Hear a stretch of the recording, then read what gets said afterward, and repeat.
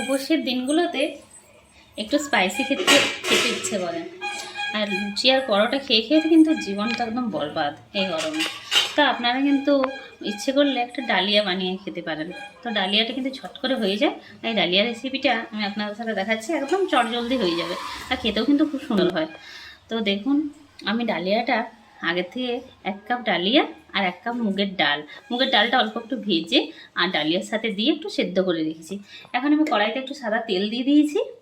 আর এরপর এখানে দেখুন একটু আলু আর কুমড়ো আমি কুচি করে কেটে একটু লবণ আর হলুদ মাখিয়ে রেখেছি। এটার সাথে আপনি অনেক কিছু সবজি অ্যাড করতে পারেন, কিন্তু আমি শুধু আলু আর কুমড়োটাই দিলাম, এটাই ছিল আমার কাছে। তো আমি এখন কড়াইতে তেল বসিয়ে দিয়েছি। এরপর আমি দিয়ে দিচ্ছি একটা শুকনো লঙ্কা, অল্প একটু গোটা জিরে।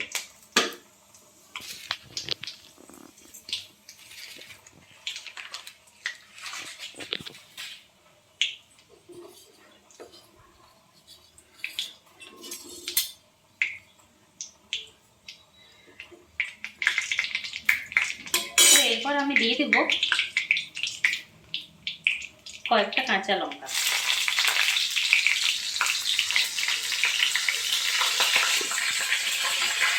এরপর দিয়ে দেবো আমি আলু আর কুমড়োটা। আলু আর কুমড়োগুলো দিয়ে দেবো এরপর আমি।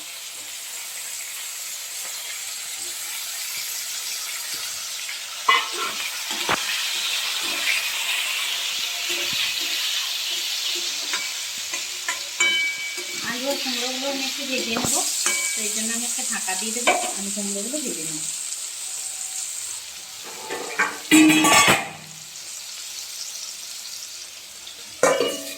একটা ঢাকা আমি দিয়ে দেবো।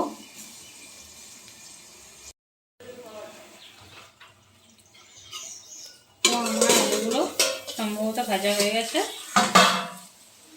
আলুগুলো দেখুন এই পর্যায়ে ভাজা হয়ে গেছে, কুমড়োটা তো একদমই গলে গেছে, আলুটাও ভাজা হয়ে গেছে। তো আমি এগুলো সাইড করে একটু মাছটা জায়গা করে নিচ্ছি।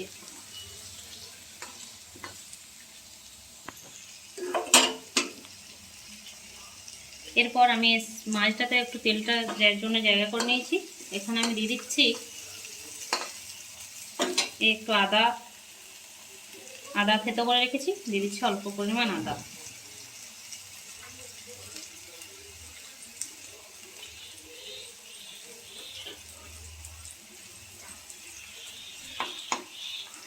আদাটা একটু ভাজা হবে।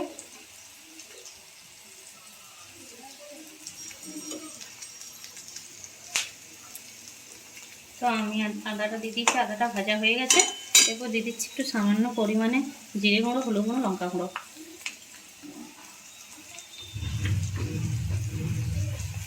এটা ভাজা হয়ে গেল। এরপর আলুটা মিশিয়ে আমি যে সেদ্ধ করে রেখেছিলাম ডালিয়াটা, ওটা ওর সাথে দিয়ে দিচ্ছি।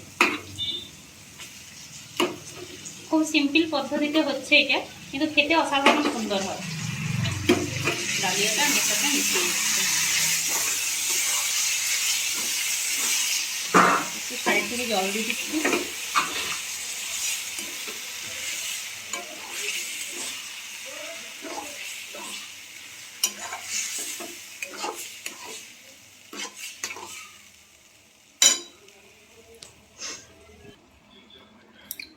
তো আমি ডালিটা দিয়ে দিয়েছি, সামান্য পরিমাণে জল দিয়ে দিয়েছি। এরপর কিছুক্ষণ এটা ফুটতে দেবো, মিনিট 5-1 জন্য ওকে ফুটতে দেবো।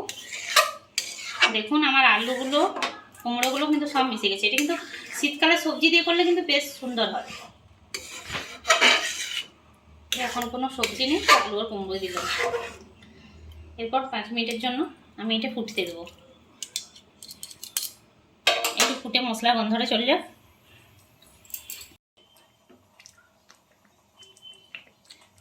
তো আমার ডালিয়াটা 5 মিনিটের জন্য কিন্তু ফুটে গেছে। দেখুন এভাবে একটা গায়ে গড়া ভাব এসছে। এটা আমি দিয়ে দেবো অল্প একটু চিনি। লবণ আমার দেওয়াই ছিল, আগে আমি লবণ দিয়ে সিদ্ধ করেছিলাম ডালিয়াটাকে। তারপর আমার এটাতেও আলুটাতেও মাখানো ছিল লবণ আর হলুদ। তো একটু চিনি দিয়ে দিলাম আর সামান্য পরিমাণে একটু ঘি দিয়ে দিলাম উপর থেকে। ব্যাস আমার ডালিয়া রেডি। আমার ডালিয়া কিন্তু রেডি। তো আপনারা যে কোনো উপোসের দিনে এভাবে কিন্তু ডালিয়া বানিয়ে খেতে পারেন। দেখুন না একবার খেয়ে।